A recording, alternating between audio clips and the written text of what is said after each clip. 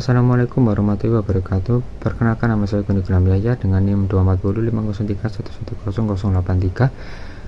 Saya dari Pepekan Syariah kelas C, dan di sini saya ingin sedikit menjelaskan apa itu motivasi. Untuk pengertian motivasi sendiri yaitu dorongan dari dalam diri seseorang atau pengaruh dari luar yang membuat seseorang bersemangat untuk bekerja dan mencapai tujuan tertentu. Motivasi ini sangat penting karena menentukan tingkat produktivitas, kinerja, dan kepuasan kerja karyawan. Dan untuk berikutnya adalah tujuan motivasi. Tujuannya yang pertama yaitu karyawan bekerja lebih efektif dan efisien. Yang kedua, karyawan merasa puas dan bahagia dengan pekerjaannya. Yang ketiga, organisasi dapat mencapai tujuannya secara optimal. Dan yang keempat, terjadi penurunan absensi dan pergantian karyawan atau turnover. Berikutnya adalah jenis-jenis motivasi. Yang pertama adalah motivasi intrinsik yang berasal dari dalam diri karyawan. Contohnya seperti keinginan berkembang, rasa bangga atas hasil kerja, atau kepuasan pribadi. Misalnya seseorang belajar hal baru karena memang suka, bukan karena diperintah.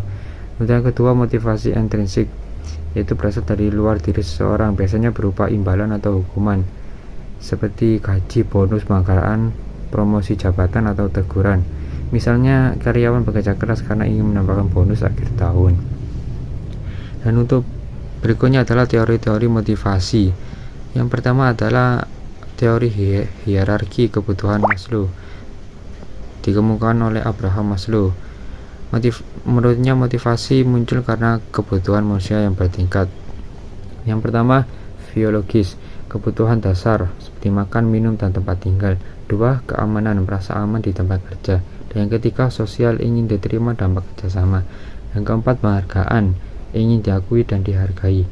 Untuk yang kelima, aktualisasi diri, ingin mengembangkan potensi maksimal. Contohnya seperti karyawan yang sudah memiliki gaji cukup. Atau fisiologis, mungkin termotivasi karena ingin diakui atas prestasinya. Dan yang berikutnya, teori dua faktor Herzberg. Menurutnya ada dua faktor yang mempengaruhi motivasi kerja. Yang pertama, faktor higienis seperti lingkungan kerja, gaji, keamanan, hubungan antar kerja.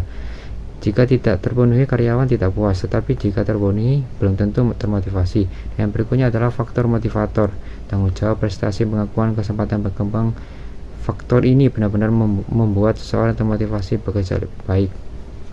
Contohnya seperti karyawan yang diberi tanggung jawab lebih besar akan merasa dipercaya dan termotivasi untuk berprestasi. Dan itu teori berikutnya adalah teori X dan teori Y dari McGregor. Membagi pandangan manajer terhadap karyawan menjadi dua.